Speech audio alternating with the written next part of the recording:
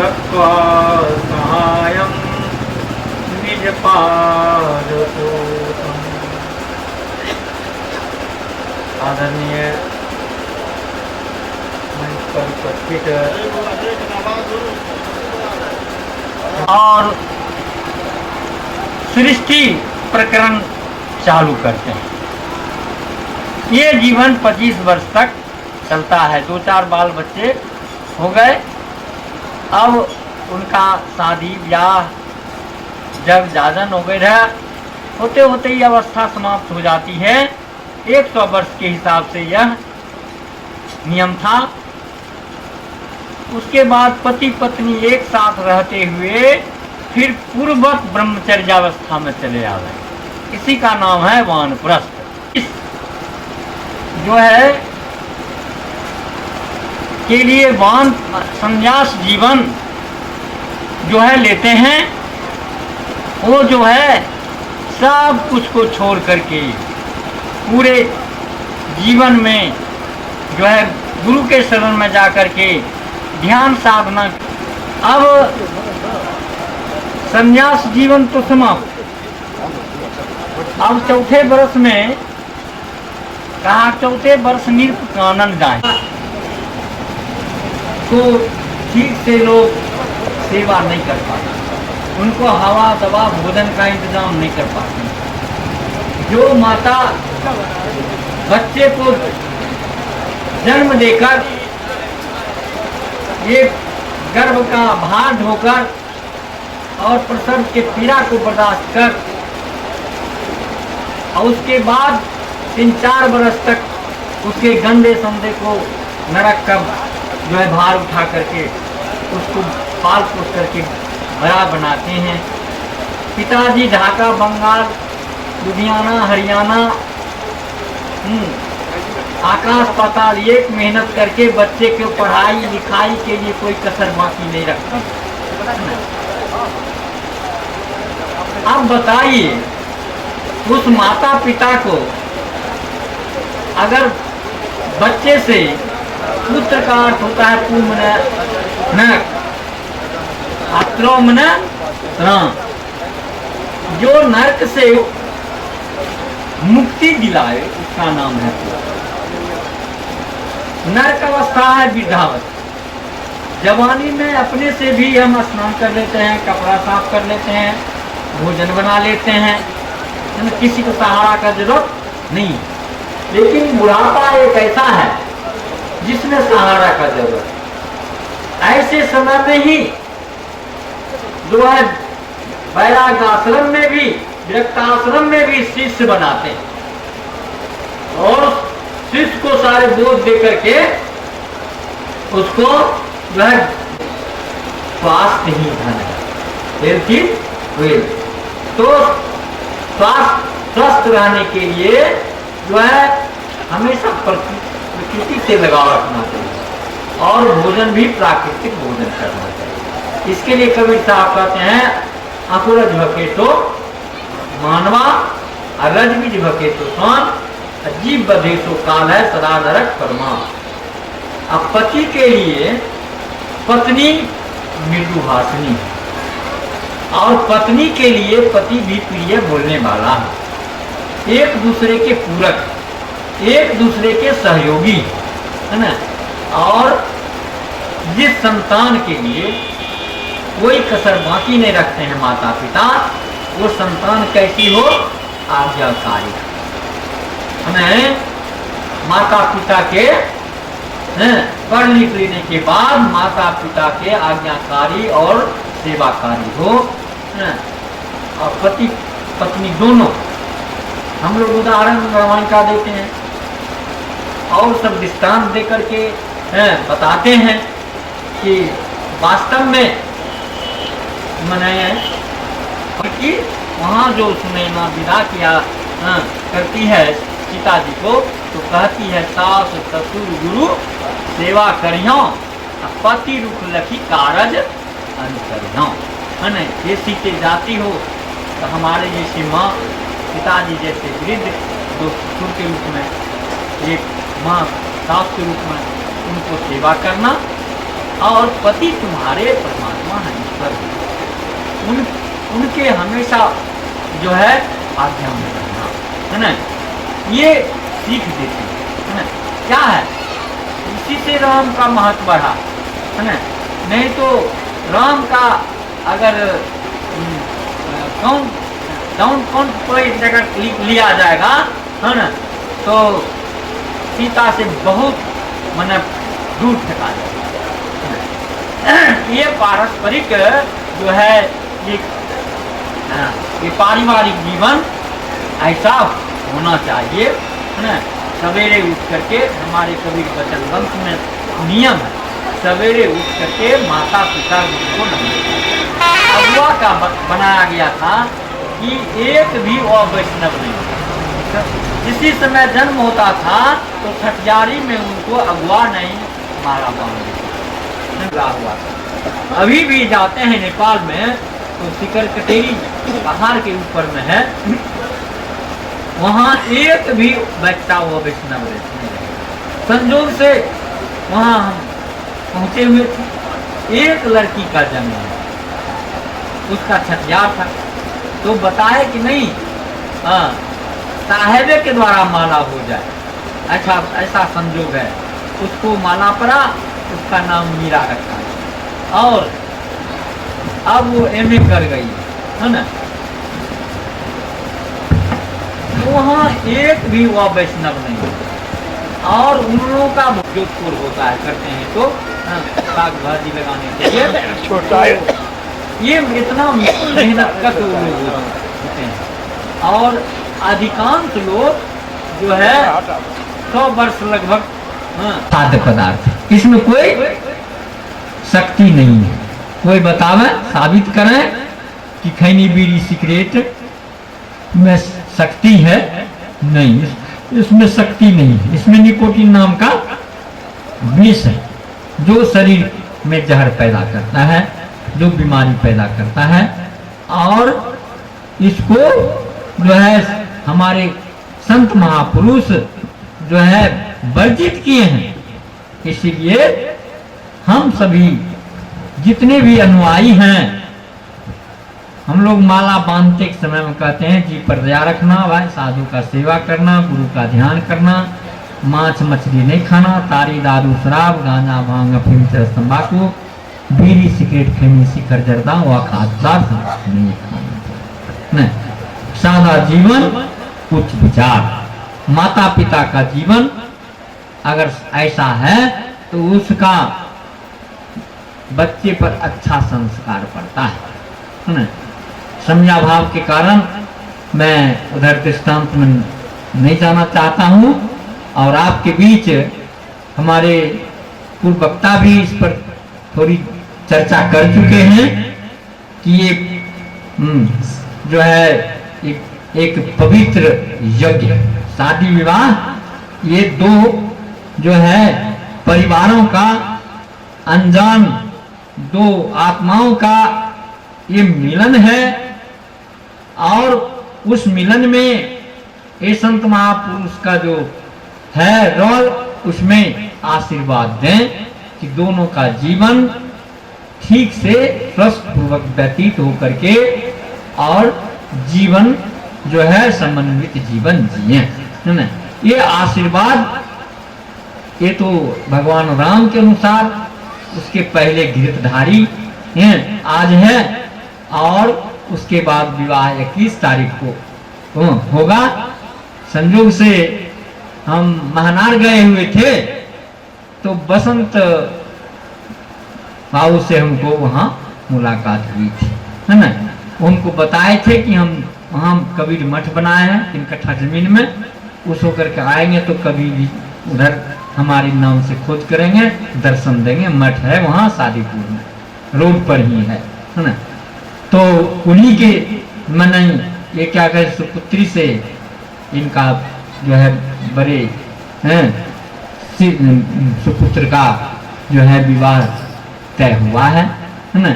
और हमारे पूर्ववक्ता ने कहा कि न दहेज लेना न दहेज देना। अगर कबीरपंथी इस प्रथा को प्रारंभ कर दें तो वास्तव में एक पहचान बन जाएगा। एक हमारे यहाँ जो है आनंद मार्गी का है ना, वो अंतर जातीय विवाह करता है।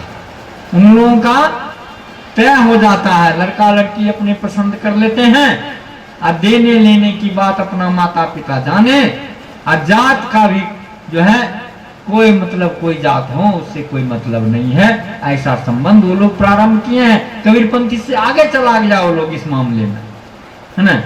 और वास्तव में वहां भी मांस मछली नहीं, ताड़ी दारू शराब और खैनी बीड़ी सिगरेट ये प्रतिबंध है उनमें भी, है ना। तो ऐसा अगुआ महान करेंगे। हम लोगों को क्या लेना था, हम लोग तो विरक्त हैं। विरक्त तो बात आपको जो है विचार देंगे, है ना, जीवन जीने का, लेकिन उसको तो प्रयोग आप ही लोगों के द्वारा किया जाएगा ना। तो आप लोग इसका प्रयोग ठीक से करें, जो यह समाज स्वर्ग में तब्दील हो जाए, ये पूरे जो है मंदिर हो जाए और सभी लोग उसके पुजारी हो जाए, है ना। यही जो है हम लोग यही संस्कार डालें कि ये धरती जो है अशांत है, टेंशन प्रद है, ऐसे धरती को टेंशन मुक्त बनावे, ऐसे धरती को स्वर्ग बना दें, सतलोक बना दें, और ऐसी परंपरा चलती रहे। आए गए जो वृद्धा को वृद्धाश्रम जाने का जरूरत नहीं पड़े, है ना। ऐसा हम एक बेटा था, पतोह थी, बहुत अमीर घर के, और माँ बहुत वृद्धा हो गई थी, हाँ। और उस माँ को क्या किया कि चलिए साधु का दर्शन करने के लिए, सत्संग करने के लिए नाम पर ले आया, और वृद्धाश्रम में पहुंचा दिया, और चुपचाप गाड़ी लेकर के भाग गया। बताइए बेटा कैसा बेटा हुआ, और फिर उसका जो संतान होगा उसकी, तो वो कैसा होगा, संतान कैसी होगी, तो बतलाइए। ये परंपरा टूट रही है कि नहीं? ये परंपरा कायम रहना चाहिए। आज हम सेवा करते हैं, आज हम पतोह हैं, तो कल हम भी सास हो जाएंगे। हम जो है ससुर हैं, हम जो है तो कल हम भी मतलब से ससुर हो जाएंगे, हम भी वृद्धा हो जाएंगे। सबों की इसकी आवश्यकता है, होती है। इसीलिए ये पारिवारिक ये परंपरा संस्कृति भारत में ही है। इसलिए भारत को महान देश इसलिए कहा गया है कि यहाँ के पारिवारिक जीवन में कलह नहीं हो, कोई क्लेश नहीं हो, और इसी के लिए हमको सत्संग से लगाव रखना जरूरी है ना। क्योंकि लागत को एक छोटा सा दृष्टांत में रखना। ये राजा देवव्रत पिताजी के गुजर जाने के बाद वो गद्दी का भार संभाला। मां पद्मावती विधवा हो गई। वो जो है इस तरह से प्रजा को अपने पुत्र के समान देखभाल किया। प्रजा की तरफ से कोई शिकायत नहीं। आए गए अतिथि भागत का भी सेवा उनको हर बात से संतुष्ट रखना है, तो ये भी उनका भी कोई शिकायत नहीं। और दोनों प्राणी मिल करके वृद्धावस्था में मां पद्मावती का सेवा में कोई कसर बाकी नहीं रखा। मन में अहंकार भी आया कि अब तो हम सब ऋण से ऋण हो गए। एक दिन जाकर के मां के सामने खड़ा हो जाता है, हाथ जोड़ करके। मां कहती है, बेटा क्या कुछ कहना चाहते हो? कहा, हाँ मां मैं कुछ कहना चाहता हूँ। ओ बेटा क्या कहना चाहते? मां जिस पिताजी का भी सेवा करते थे, पिताजी के गुजर जाने के बाद गद्दी का भार संभाला, तो प्रजा को भी बढ़िया से मैंने देखभाल किया। प्रजा का भी मेरे प्रति कोई शिकायत नहीं। आए गए अतिथि अभ्यागत का भी मैं देखभाल सेवा करता हूँ। उनका भी मेरे प्रति कोई शिकायत नहीं। और कहो माँ, तुम्हारा कोई शिकायत? मैं दोनों प्राणी जो तुमको सम्मान करते हैं, क्या मेरे आपकी तरफ से कोई माँ शिकायत है? नहीं बेटा, कोई शिकायत नहीं। तो कहो माँ, मैं सब ऋण से उऋण हो गया ना? माँ कहती है हाँ बेटा, ठीक कहते हो, जाओ, प्रजा का कोई शिकायत नहीं, आया गया तीर्थभ्यागत का शिकायत नहीं, मेरा कोई शिकायत नहीं, तो तुम्हारा कहना तो बिल्कुल ठीक है बेटा, ठीक कहते हो, लेकिन मेरी एक अंतिम अभिलाषा है बेटा, क्या उसको पूरा करोगे? कहा माँ, कहो माँ, मैं तुम्हारा पुत्र है ना, और तुम्हारे अभिलाषा को मैं क्यों नहीं पूरा करूंगा, सिर्फ तुम आदेश तो दो। माँ कहती है बेटा, आज की रात मेरे पलंग पर सो करके रात गुजार देना, मेरी अंतिम यही अभिलाषा। पहले तो मन में शंका हुई कि हम बाल बच्चेदार हैं, माँ अब मरणासन वृद्धावस्था में है ना। फिर वो कहता है मन में, ओह, समाधान ले लिया कि माँ के लिए हम बच्चे हैं, है ना, माँ की अभिलाषा है, तो इस बात को स्वीकार करने में कोई हरज नहीं है। क्या ठीक है माँ, मैं वादा करता हूँ आज की रात हमारे बिछावन पर सो करके समय गुजार दूंगा। शाम हो गई, भोजन करके माँ के शयन कक्ष की तरफ कदम बढ़ाया। माँ प्रतीक्षा में बैठी थी, जो ही देवव्रत पहुंचा, माँ कहती है बेटा आ गया? हाँ हाँ माँ, मैंने वादा किया था ना, तो बेटा एक गिलास जल पिला दो। गिलास खाली रखी हुई थी, देवव्रत लेता है और पानी ला करके माँ के हाथ में पकड़ाता है। माँ वो पकड़ के झुसला देती है, तो पानी कहाँ बिछावन पर गिर गया। फिर दूसरा गिलास पानी ला करके माँ को पकड़ाता है, फिर वो गिलास को झुसला करके छोड़ देती है, फिर गिलास का पानी बिछावन पर पूरा का पूरा बिछावन गीला हो गया। फिर एक गिलास पानी ला करके माँ को देता है, माँ पानी पी लेती है और कहता है बेटा सो जा। अब बताइए, जो एयर कंडीशन में रहने वाला हो और उस बिछावन पर नींद हो, इधर करवट बदले तो इधर गीला, इधर करवट बदले तो इधर गीला, उसको नींद कहाँ से हो, उठ के बैठ गया और प्रेम से कहता है माँ, तुम्हारी थोड़ी सी गलती के कारण यह बिछावन सोने लायक नहीं रह गया, मैं अपने शयन कक्ष की ओर जा रहा हूँ, सोने के लिए शयन कक्ष में जा रहा हूँ। कहा बेटा, जाने के पहले मेरी एक बात सुन, यही बिछावन है और तुम्हारा जन्म हुआ था तो दांत जब निकलती है तो उसको मुंह से भी होता है और पैखाना पतला होता है और गंदे संदे करके बिछावन गीला हो जाता है, तो गीले के तरफ अपने माँ हो जाती थी और बच्चे को सूखे के तरफ रख करके, और ये माँ का शीत लहरी का समय था, ये पछिया हवा बह रही थी, कड़ाके की ठंड थी, है ना, और उसमें बच्चे को इस तरह से रख करके, नहीं हो तो अपने छाती पर भी रख करके, कोई तरह का उसका नुकसान अहित न हो जाए, है ना।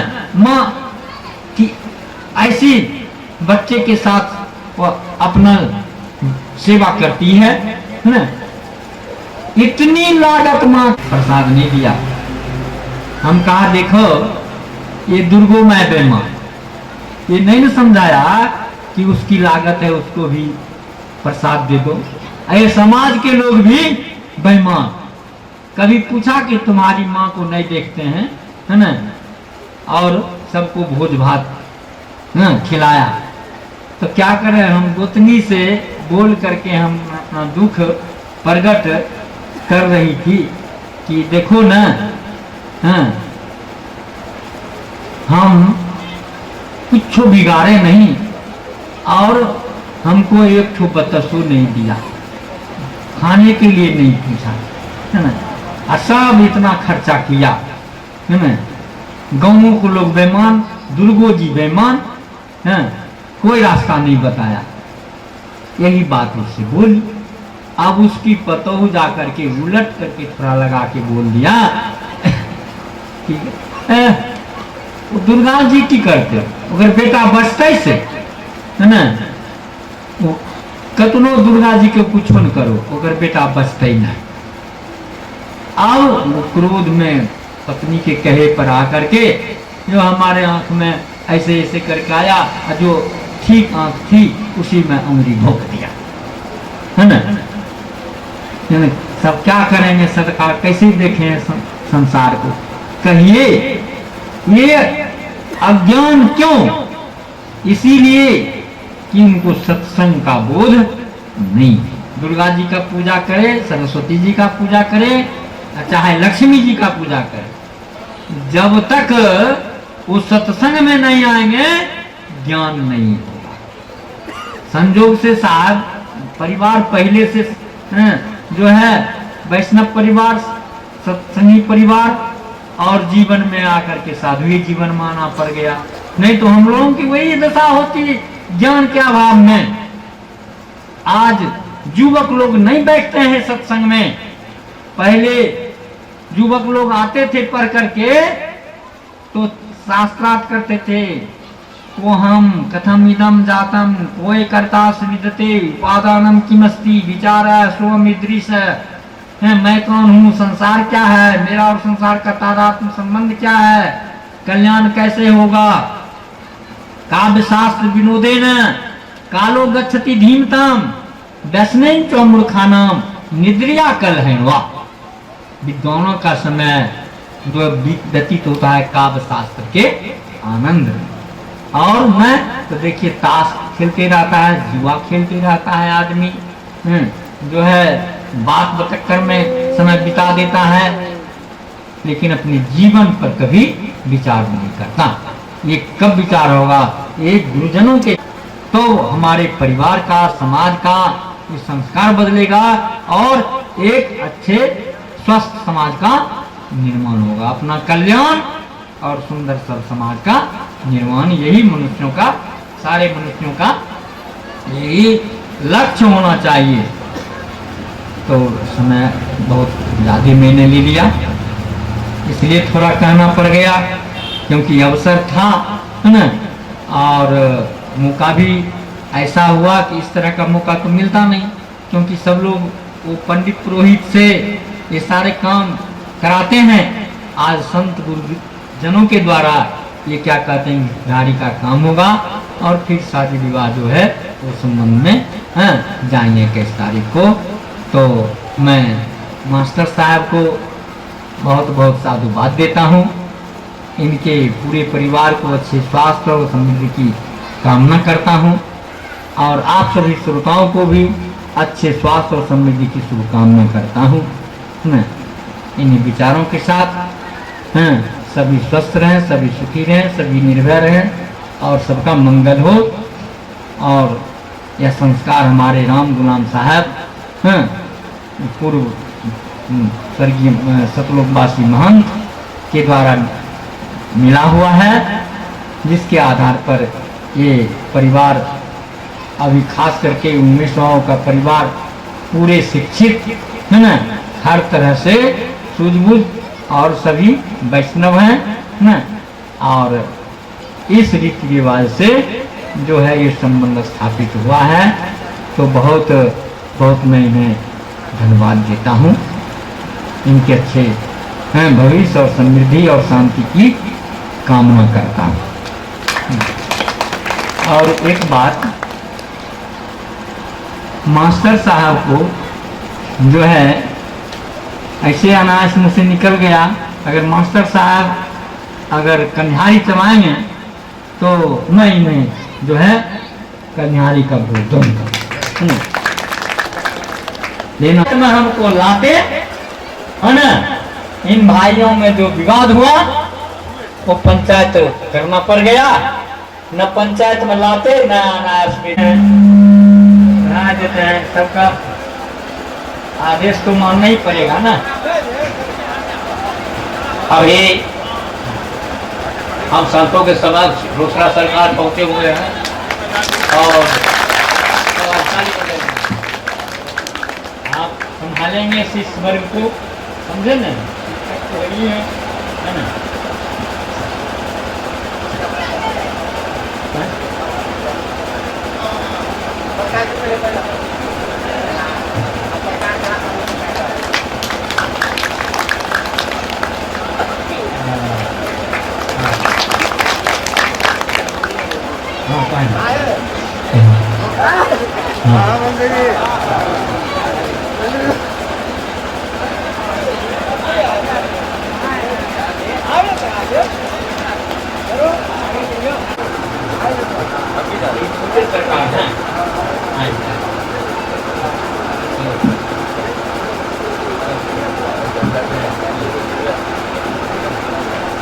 लीजिए अपने बनाइए माला।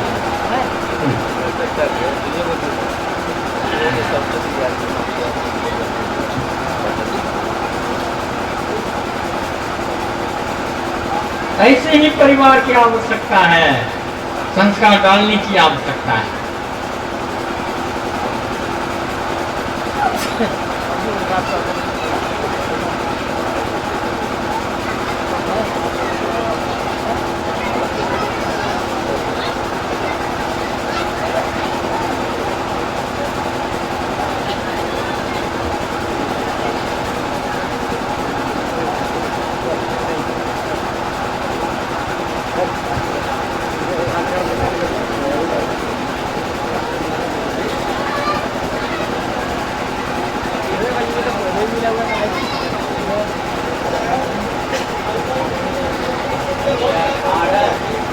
मार्च को बगड़ा रसलपुर महात्मा मुनीलाल साहब जी के निवास स्थान पर सत्संग कार्यक्रम का आयोजन किया जा रहा है। उसमें सामूहिक रूप से इनके तरफ से यह आमंत्रण है कि वहाँ पर पहुंचकर इस कार्य को सफल बनाने का प्रयास करेंगे। यही आग्रह इनके तरफ से है।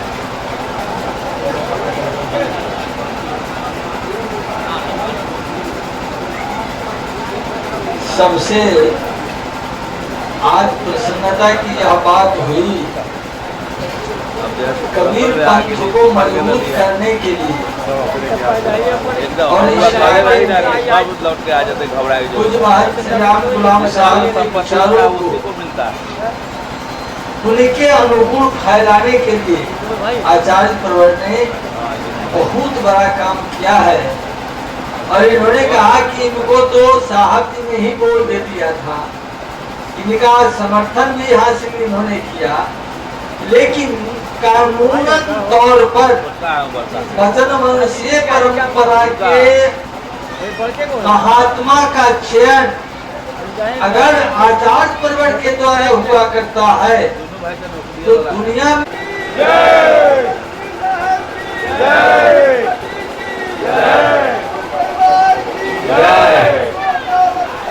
है कि मंगल गान से कि गुरु पूजा को संपन्न कराने का प्रयत्न है।